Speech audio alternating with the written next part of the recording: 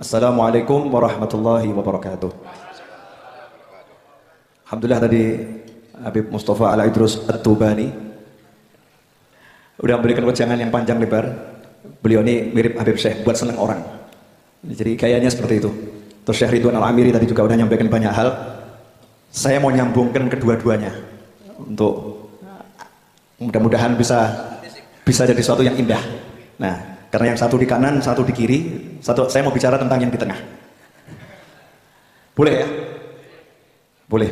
Di sejarah Habib Syekh versi Pak Novel. Jadi sejarah Habib Syekh versi Pak Novel Al-Idrus. Habib Syekh ini punya ayah namanya Habib Abdul Qadir. Punya kakek namanya Habib Abdurrahman. Marganya As-Sagaf atau biasa kita panggil As-Sagaf. Orang dulu itu kalau punya anak tidak gegabah kasih nama, karena ada perintah dari Nabi, termasuk bentuk orang tua yang baik pada anak itu memberikan nama yang baik kepada anak. Jadi nama baik itu bukan cuma sebutannya baik, tapi indallah baik, ya baik di sisi Allah, bukan baik dalam pandangan ataupun pendengaran manusia. Menurut Allah baik enggak gitu. Nah, pada kebetulan kakeknya Habib Syekh, Habib Abdurrahman itu hidup sezaman dengan Habib Ali bin Muhammad bin Husain Al-Habsyi di kota Sewon, Hadramut sana. Kita tahu Habib Ali belum lama haulnya, wafat tahun 1333 Hijriah. Jadi kurang lebih 100 tahun yang lalu, sedikit meninggalnya. Habib Ali Al-Habsyi itu tidak ada satupun ahlillah yang meragukan beliau mencapai derajat Qutbaniyah, wali kutub. Nggak ada satupun yang meragukan ahlillah. Jadi kalau bukan ahlillah ragu, nggak jadi masalah. Paham ya? Jadi jangan paksa orang untuk percaya, karena bisa percaya itu anugerah, bisa percaya itu anugerah. Jadi kalau ada orang lain yang nggak bisa percaya, ya didoakan semoga dapat anugerah, bisa percaya, bisa mencintai para aulia. Habib Ali Al-Habsyi karena mencapai derajat yang tinggi, maka suatu malam Habib Ali itu didatangi oleh Syekh Abdul Qadir Al-Jilani rahimahullah. Kita tahu Syekh Abdul Qadir Al-Jilani wafat tahun 561 Hijriah, kurang lebih. Entah mungkin ada perbedaan antara ahli sejarah yang satu dengan ahli sejarah yang lain. Syekh Abdul Qadir Al-Jilani wafat tahun 561 Hijriah. Habib Ali wafat tahun 1333 Hijriah. Berarti sekitar 700 sekian tahun kemudian. Ya, setelah 700 tahun kemudian, Syekh Abdul Qadir Al-Jilani mendatangi Habib Ali dalam mimpi. Ketemu. Nah di situ Syekh Abdul Qadir Al-Jilani berwasiat, "Ya Ali, wahai Ali, tolong sebut-sebut saya di majelismu." Syekh Abdul Qadir Al-Jilani minta tolong sama Habib Ali karena yang megang derajat Qutbaniyah kutub di masa itu adalah Habib Ali. Tolong sebut-sebut saya di majelismu. Karena Habib Ali orang yang sangat dicintai oleh Nabi Muhammad sallallahu alaihi wasallam. Paginya kakeknya Habib Syekh itu datang menemui Habib Ali dan mengatakan, "Habib Ali, saya dapat anak laki-laki. Saya dapat anak laki-laki, tolong diberi nama." Nah, orang tua zaman sekarang ini kan sok pinter ya. Kadang udah dikasih nama sama gurunya, dikasih nama sama kiainya, kasih nama sama habibnya gitu ya. Terus merasa namanya kurang cakep, terus ngarang sendiri. Nah, kalau orang dulu lain, cari berkahnya dari orang-orang soleh pasrah, bongkoan, gak mikir. Ya tidak mikir, karena fikirnya udah diserahkan kepada yang ahli mikir. Tolong kasih nama. Habib Ali ingat pesannya Syekh Abdul Qadir Al-Jilani, sebut-sebut aku di majelismu. Langsung mengatakan, "Samih Abdul Qadir." Beri nama dia Abdul Qadir. Kemudian datang juga satu orang Habib namanya Habib Ahmad As-Sagaf. Juga bilang ke Habib Ali, "Habib Ali, saya punya anak laki-laki, tolong kasih nama." Kasih nama dia Abdul Qadir. Dua Abdul Qadir yang saya sebut ini, yang satu Habib Abdul Qadir bin Ahmad Jiddah almarhum, merupakan tokoh senior para habaib yang beberapa waktu silam meninggal. Kemudian yang satu lagi ayahnya Habib Syekh, Habib Abdul Qadir bin Abdurrahman As-Sagaf. Lantas siapa ayah beliau? Ayah Habib Syekh ini, saya masih kecil wafat ya ayah Habib Syekh. Ayah Habib Syekh ini hidupnya ngimamin masjid, ngurus masjid, cari dana mati-matian untuk bangun masjid. Hidupnya sederhana, semua waktunya dibaktikan untuk masjid. Maghrib sampai Isya tadarus Al-Quran dan dilanjutkan sampai sekarang di Masjid Jami As-Sagaf, gak putus. Itu ayahnya Habib Syekh tadarus bainal maghrib wal Isya. Nah, yang saya penasaran tuh sampai sekarang, saya pengen dapat jawaban dari ayahnya Habib Syekh, cuman belum dapat. Maksudnya minta mimpi terus dijawab gitu ya, belum dapat. Kenapa ayah beliau ini ngasih nama cuman Syekh gitu, kok pendek gitu namanya? Oh, cuman Syekh gitu kan? Saya ini versi Pak Novel, saya hubung-hubungkan, itu doa dari ayahnya. Kenapa? Karena ayahnya udah namanya Abdul Qadir, jadi kalau disambungkan Syekh Abdul Qadir, Syekh Abdul Qadir, mungkin ayahnya pengen anaknya mewarisi apa yang dimiliki oleh Syekh Abdul Qadir Al-Jilani rahimahullah. Ini saya sampaikan bukan di depan Habib Syekh baru sekarang, saya sampaikan depan beliau. Saya keliling Indonesia dan sampai ke Hongkong dimanapun saya cerita tentang ini, beliau nggak ngerti. Cuman sekarang beliau harus ngerti gitu ya. Semoga diamini sama beliau nih ya, semoga diamini. Itu Habib Syekh. Nah, Anda boleh buktikan. Makanya kadang ada orang ini ziarah jauh-jauh. Kalau saya menyarankan di Solo ini ada makam-makam wali-wali besar, nggak usah repot-repot dekat. Tuh di Masjid Riyad ada makam, di Gambutan itu ada makam, di Tipes itu ada makam, di Nglumprit ada makam. Ya kalau yang di Tipes ini satu saja, di Tipes itu wali-wali besar, aulia besar. Satu ayahnya Habib Syekh. Demi Allah sampai hari ini saya cari manakib wali yang seperti ayah beliau belum ketemu. Cari wali yang meninggal hari Jumat ada. Betul. Yang meninggal ketika sholat ada. Yang meninggal ketika sujud ada. Yang meninggal ketika jadi imam ada. Tapi coba kalau digabung, meninggal hari Jumat. Ketika sholat, mohon maaf, bukan sholat subuh, bukan sholat asar, bukan sholat maghrib, bukan sholat isya. Tapi afdol sholatnya yang wajib untuk seluruh Islam yaitu sholat Jumat. Meninggalnya hari Jumat dalam kondisi sedang sholat Jumat. Ini kalau kita hitung di dunia jumlahnya semakin kecil enggak? Cari di Google coba nanti. Cari di Google ya. Ketemu berapa orang nanti? Insya Allah nggak ketemu.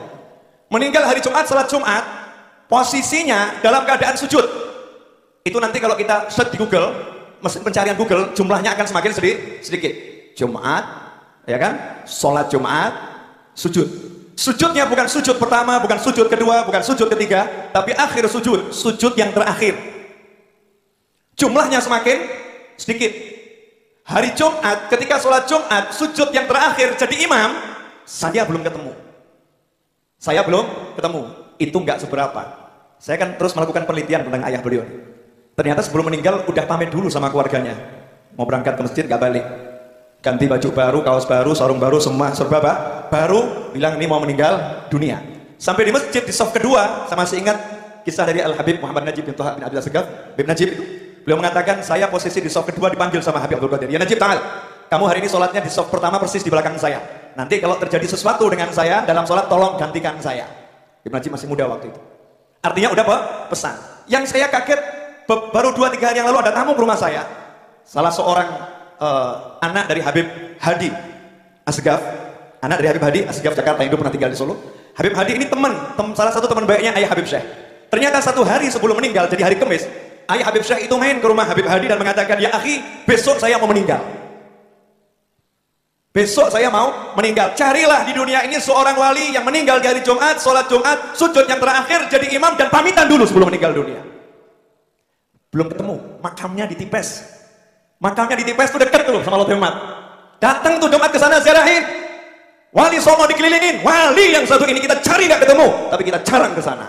Betul atau betul? Betul atau betul? Ya, ziarahin. Walaupun kita udah ketemu sama putranya, itu akan sangat menyenangkan orang tuanya juga kalau kita ziarah ke sana. Sampai di sini jelas.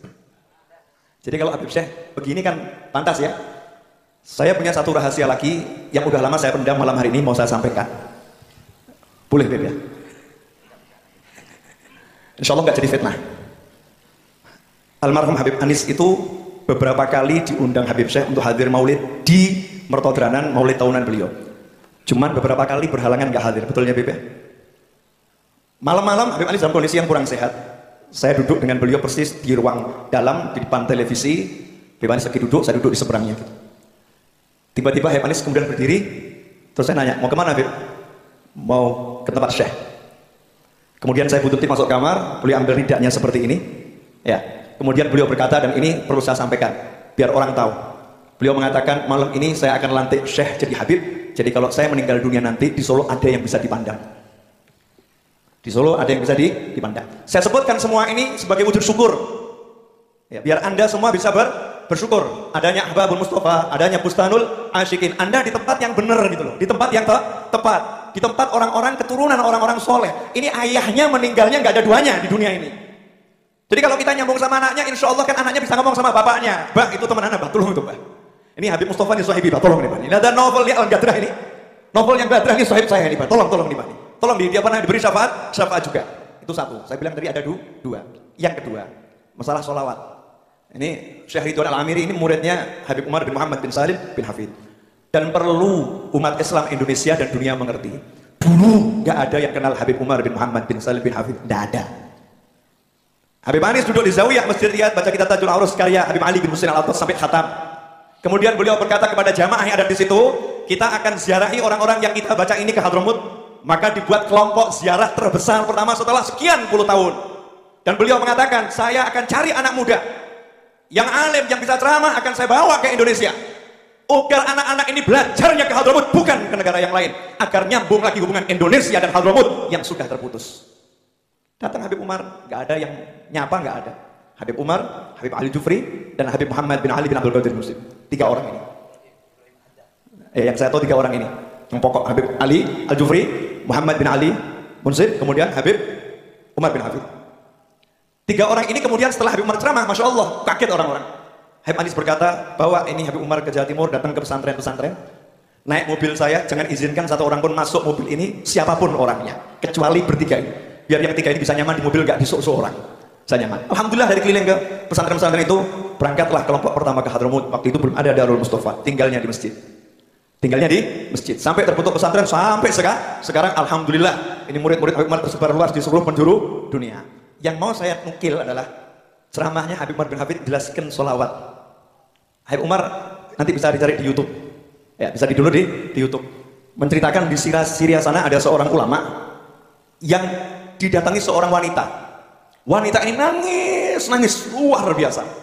Kemudian sang ulama bertanya, kenapa kamu kok nangis? Kenapa? Apa dosa saya? Apa salah saya? Saya ini maksiat saya apa? Kenapa kamu berkata begitu? Saya udah 3 hari nggak mimpi bertemu Rasulullah SAW. Saya udah 3 hari nggak mimpi Rasulullah, nangis terus ini. Nah, ulama nanya nih tadi, lah biasanya kamu mimpinya berapa waktu sekali? Tiap hari saya mimpi Rasulullah SAW. Perempuan ini. Kemudian ulama tadi nanya, wiridmu kok bisa mimpi Rasulullah tiap hari ini?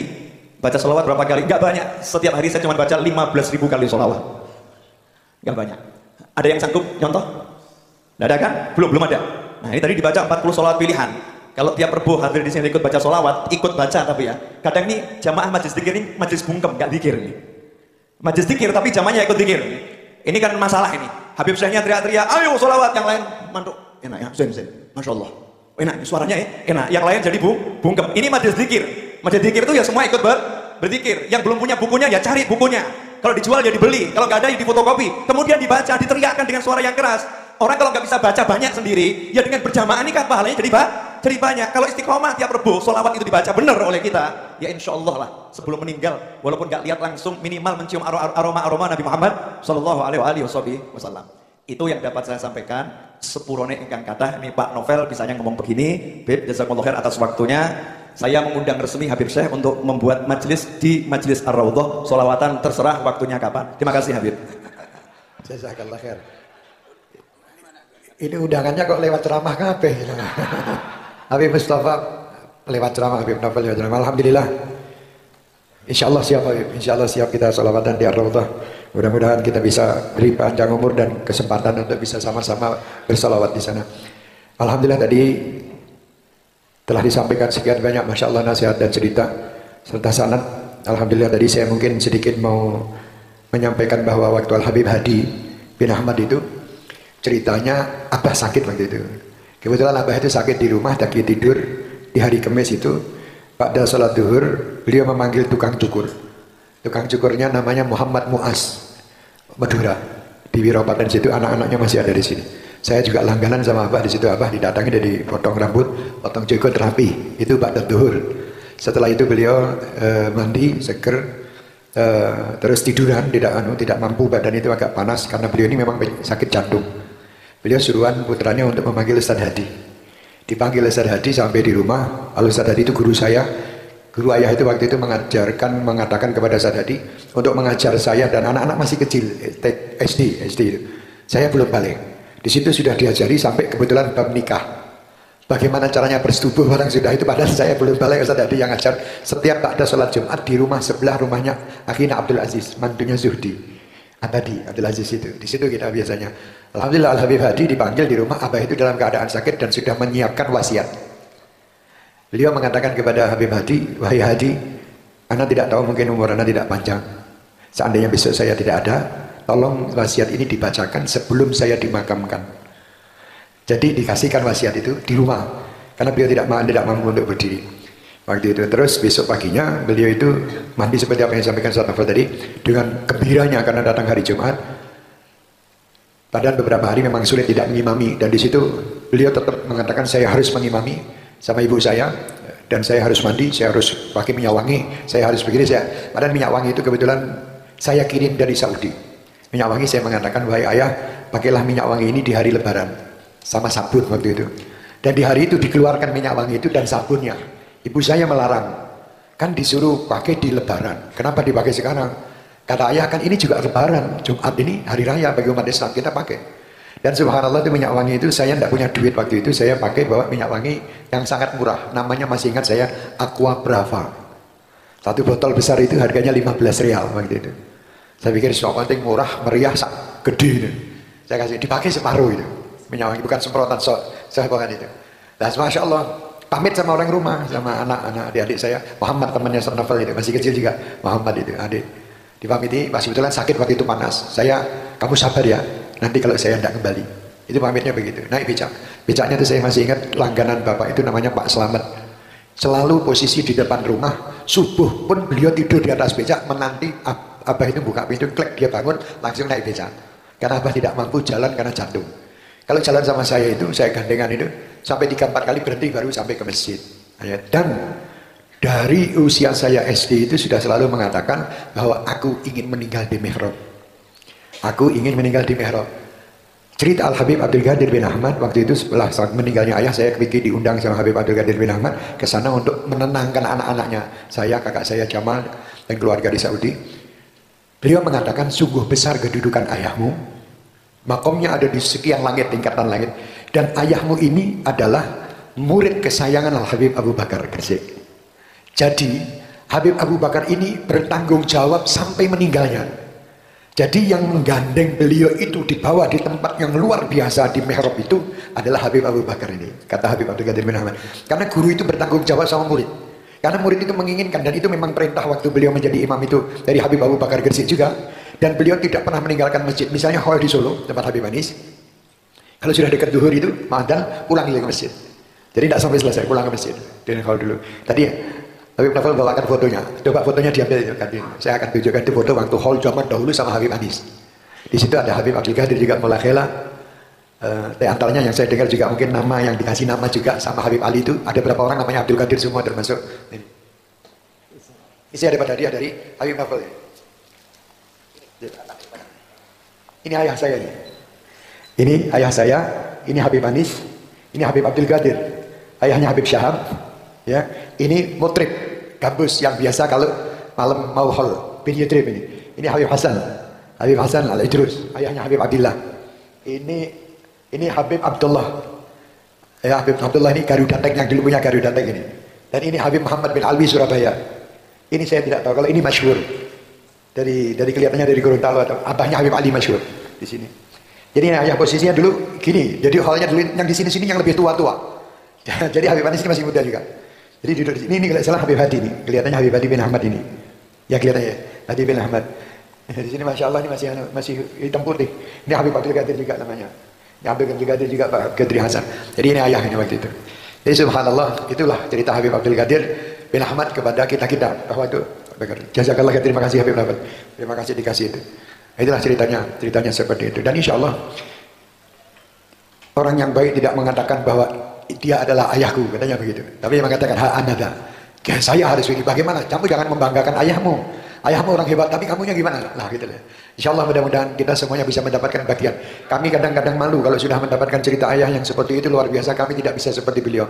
Memang waktu nama itu kebetulan ada Al-Habib Syekh Al-Jufri, tetangga kita, masih famili Al-Habib Idrus Palu. Habib Idrus Palu Jufri. Lah saya ini ngelendot terus kepada istrinya Habib Syekh Al-Jufri ini. Tonggo dulu. Akhirnya, jadi karena nama saya Syekh, Habib Syekh itu seneng. Dan ayah itu ngasih nama Syekh, ya itu tadi kepingin jadi guru malah jadi ini koyong ini. Jadi orang sekarang mungkin banyak keliru kalau manggil Syekh Abdul Qadir. Padahal Syekh bin Abdul Qadir. Jadi seperti itu. Ya mungkin ayah mungkin seperti itu. Dan kalau dihubung-hubungkan mungkin ayah itu karena rindu juga dengan Habib Ali. Apa yang disampaikan Habib Ali, dan Habib Ali rindu sama Syekh Abdul Qadir Jilani. Luar biasa. Jadi supaya ada sambungannya Syekh Abdul Qadir. Maksudnya penting kan, istilahnya orang itu apa? Paling tidak nek ngundang wong kuwi eling iki ngono. Jadi saya kalau manggil si misalnya Mustafa, ingat Rasulullah. Dan orang-orang soleh itu kalau punya anak, anaknya itu yang namanya seperti nama sahabat, itu tidak berani manggil atau namanya seperti nama Rasul, tidak berani manggil sembarangan. Jadi kalau misalnya namanya Toha atau namanya Muhammad atau itu panggilnya itu dengan panggilan sanjungan. Karena nama ini mirip dengan nama Rasul, nama ini sama-sama nama Rasul. Kalau saya menghinakan manggilnya, itu ya berarti saya menghinakan Rasul. Gitu. Misalnya namanya Abu Bakar atau namanya Umar atau namanya Sayyidina Utsman, manggilnya Sidi Utsman, panggil. Ada julukan gitu. Supaya menghormat, tidak menghinakan namanya. Itu mereka tuh dulu kelihatannya sepele tapi diurusi gini-gini. Ya sekarang kan enggak. Misalnya Bakar panggilnya Kar. Mustafa Mus piye? Toha. Lah ya kebiasaan. Waktu orang Hadramut datang ke sini paman saya Ahmad bin Abdurrahman, waktu ada orang manggil ha, ngamuk dia. Panggil kambil kata dia. Sempurnakan Toha, jangan ha. Kar, ada kar. Abu Bakar, panggil sempurna Abu Bakar gitu. Ya, itu adab mereka. Mereka itu sangat indah. Makanya tadi kalau kita bahas itu terus kita terkenang bagaimana zaman-zaman bersama Habib Anis, zaman bersama orang-orang tua seperti tadi yang kita, wah enaknya luar biasa.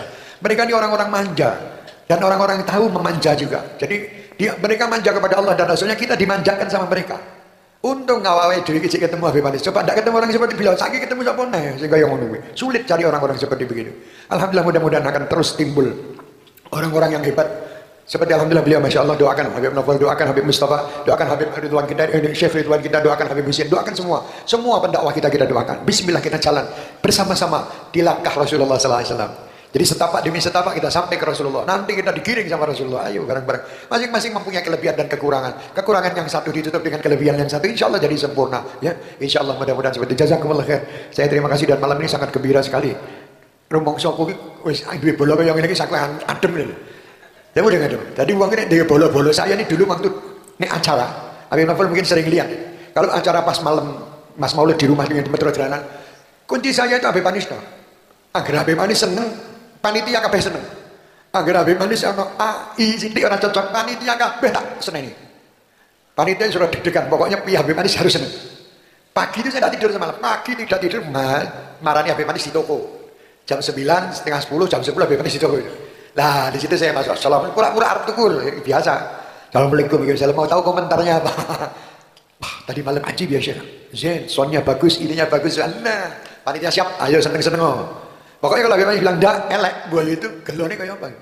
Dan terakhir itu luar biasa waktu itu, betul apa yang dikatakan Habib Novel dari Habib Anis, ada enak badan dari Jakarta itu, pusing dan terlambat, datangnya terlambat. Tapi terus waktu saya sampaikan mic-nya itu, Habib Anis, ajib, yakin Syekh, yakin mic, kata Zen, sound Zen.